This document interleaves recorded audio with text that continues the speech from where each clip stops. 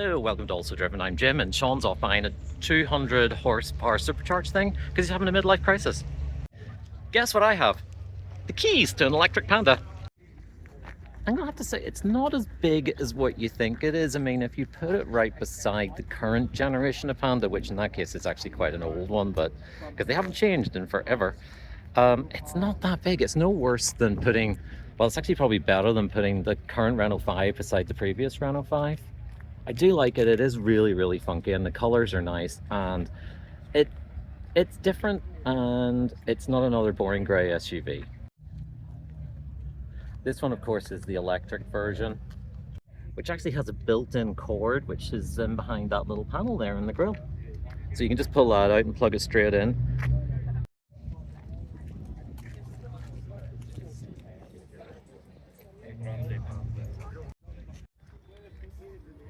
One of the things I thought was really quite cool, even though it's an electric car, it actually has a key. You put the key in and you turn it and it starts. Just like a normal car. As opposed to, like, you know, have you got the key? Have I got the key? Yes, I know, I'm a bit of a Luddite when it comes to keys on cars. The Dacia drove me a bit insane. So in among all this high-techness, we have a little classic Panda.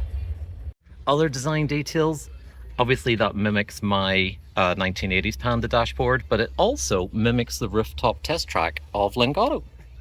But they really have gone all in on making this car feel very, very special. It's got a lot of stuff going on, which just makes it feel like you're in something that's just that little bit different. Even though it's touchscreen, it still has buttons, and you can, like, you know, where are we? Yeah, there we go. I can turn the radio up and I can turn the radio down without having to do sort of stupid things on the touchscreen. More buttons, a normal 12-volt socket too, plus some USB sockets, another Lingotto test track, more cup holders, storage, and we have an armrest which lifts up. I really, really, really want one of these. If anybody would like to start a GoFundMe, I'm all in.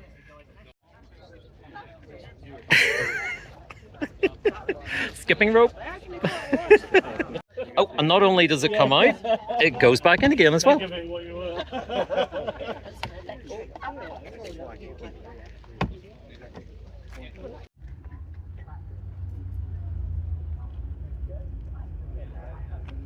So they have all the generations of Panda. So that's the 2011 one, that's the 2003 one, obviously when they were launched.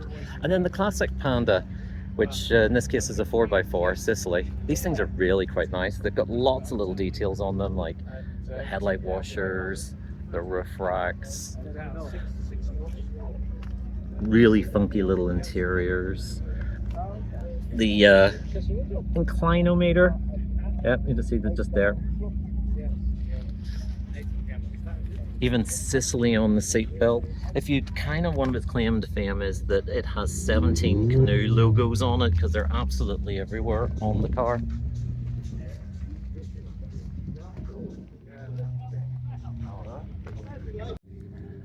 And while we're here, this is the new electric 600 from Abarth. Makes all sorts of silly noises through a speaker, and but you know what? It's fun and it's a bit different. No one's going to mistake that for anything else but some sort of mad thing that you've just bought.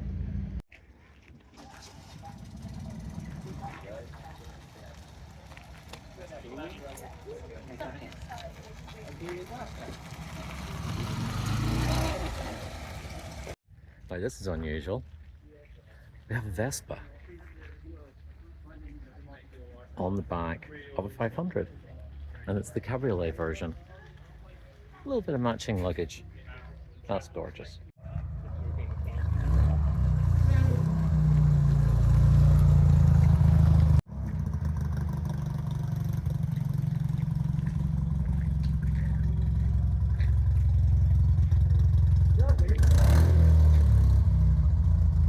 That one definitely doesn't sound standard.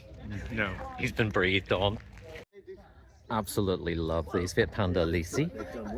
Back in the bonkers days when, like, you know, car companies used to do crazy stuff with cars, This was in conjunction with this was a special edition which celebrated a kitchen utensil manufacturer, Elise, and this one's slightly customized because it's got a few little like extra green bits to it, but it's missing its original hubcaps. He actually has one. He managed to get it from Italy. That is what the hubcap should look like, again with the little Elise logo at the top. But what the owner has done is that they have got the wheels painted white and fitted hubcaps from a Fiat van. And I kind of think that really works. I really like that. Oh, look. He gets everywhere. So the story with the 127 is my mum had one of these. And I have absolutely adored them ever since. And this is the reason why you see so many Fiats on the channel. Amazing little car. They're only 1050cc, tiny little engines, and they did pump out a lot of horsepower for the 1970s. Quite a few Uno turbos here. There's a lovely red one around the corner I'll get some footage of, but that black one's really quite nice. Sorry, gunmetal or grey. And 100 horsepowers, and then off to the Lancia people.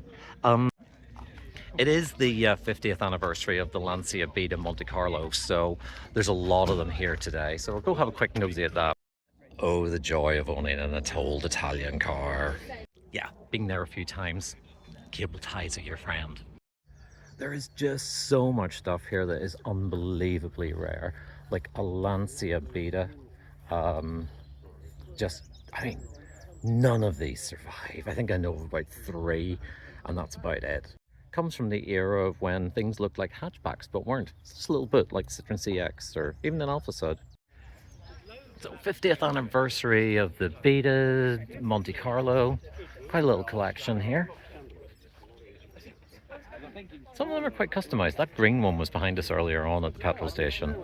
I kind of like it. It's a bit bonkers looking, but I do like it. Projector headlights on older cars don't always work, but I think this thing was so futuristic when it was launched, this thing actually does work. More rarities, Gamma Coupe, absolutely fantastic looking thing. These things must have looked like spaceships in the 1970s when they were launched. Fitting the wheels from a later car really does make that look, give it a whole different stance. You can really see the Volvo in it when they do that. I meant to say Saab, got confused. That is very much a gentleman's express from the 1970s or early 1980s. I love how a lot of the cars are actually parked right under Concord. We said about the little red Uno Turbo earlier, that's it there. I think it's really nice. Yeah, that is really, really nice. It's one of those cars that's been modified, but you would barely know it. The old eat your dinner off that.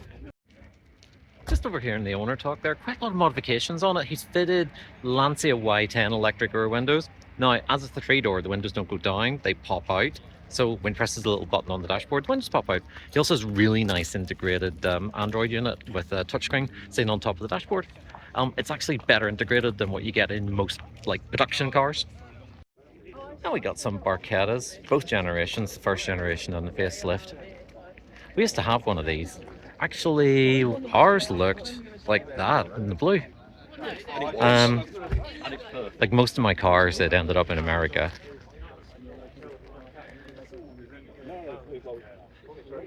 For what is a Fiat Punto GT in a party frock, they are really, really nice. This is actually a rare little number and not someone who's just crashed their car and ended up getting some random parts. It was a special edition in the early 2000s from Fiat called the Two-Tone, and it's the number 2 and the word tone. And we got them in a couple of different combinations. And basically the front and the back panels were for pretty much from a different car. But they also coordinated inside, so you got the copper seats, little copper tones on the dashboard. Again, it's a little bit like the Elise. This is cars that, you know, car manufacturers generally didn't do, but Fiat kind of went, you know what, sod it. The Panda people are here. You've probably seen a few of these cars on Johnny Smith's channel. He was over talking to Vern and was with him, and Vern is very much taking advantage of the fact that that one is over 40 years of age and no longer needs MOT. This is actually quite a common thing with the Pandas. I'm thinking of doing it with mine. Those are actually 14-inch Fiat 500 wheels, and I am thinking of doing that with my Panda, just to get a better choice of tires. Some very early Pandas here. This one's a B-Reg. This one doesn't even really use a proper Fiat engine. It's an AutoItalia engine. It's like 956cc. Very utilitarian interior. Lots of vinyl. Yeah, very different to the later cars. This one's very late one from Italy. It's left-hand drive with its kind of fake airbag. See if I can put a little bit of shade on that so you can maybe see. But yeah, you can see it's a lot plusher 20 odd years later.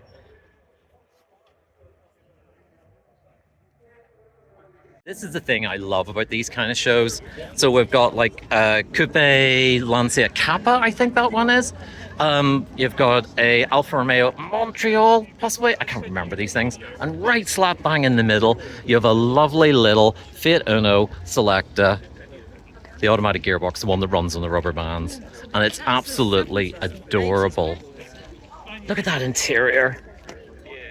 That is nice.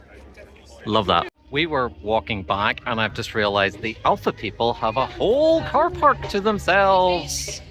Okay, we're just doing a quick walk around and looking at the more interesting stuff, or the stuff that I think is more interesting. And there is a really nice 33. I do like that. That is very clean.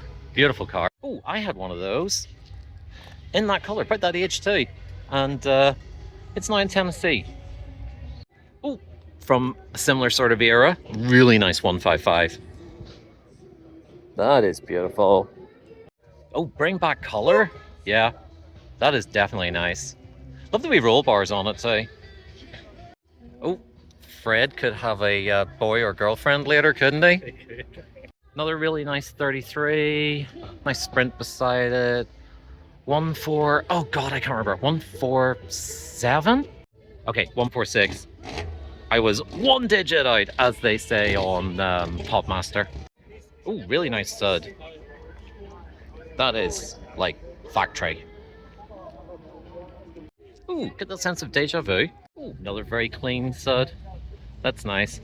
Unfortunately, no Arnas, which are the what would you say, the god level car of an Alfa mate. Well, for me anyway. So this end is the posh end, where there is lots of very expensive things that I will never be able to afford, and they're parked all the way up there to the banking. Oh, very nice, but just not really stuff that I would be dying about. And you know what? If it's your sort of thing, come support these events. They'd love to see you here. It's an amazing thing. Where else are you going to see something like that?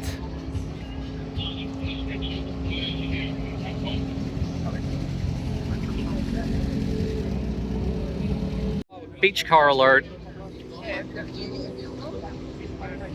Oh, they're like buses. You see one, then two come along at once. Well, that was Brooklands, which is a combination of sports cars, and I think that's a Lamborghini, and the Sultan of Brunei's jet plane, and a 2014 Panda parked under the wing.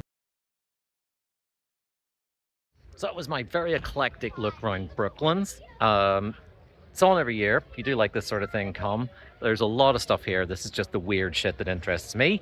But if you're more into the Ferraris and the Lamborghinis, there's plenty of that too. Anyway, thank you for watching. We'll see you in whenever the next one is. We just don't know when. But catch you again. Bye.